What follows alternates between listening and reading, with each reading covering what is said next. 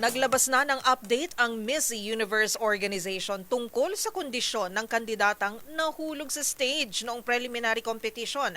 Bagamat makakauwi sa Jamaica, ay nangangailangan pa rin ito ng atensyong medikal. Ang buong pahayag ng Miss U Org sa report ni Showbiz Angel.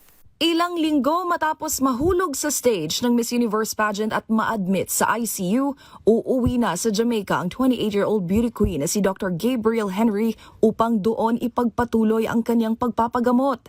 Sa inilabas na pahayag ng Miss Universe organization, nakasaad na nagtamo ng intracranial hemorrhage, fracture, facial lacerations at iba pang injuries si Henry matapos ang nangyaring aksidente noong November 19, preliminary competition ng prestihiyosong pageant.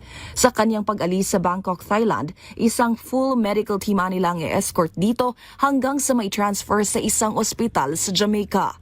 Samantala, tiniyak naman ng Miss U Org na sasagutin nila ang naging gastusin sa ospital, pananatili ng ina at kapatid ni Henry sa Thailand at lahat ng susunod pang medical expenses. Rumesbak din ang organisasyon sa mga naglabas ng ulat na nagsasabing tila may kasalanan daw si Henry sa nangyari.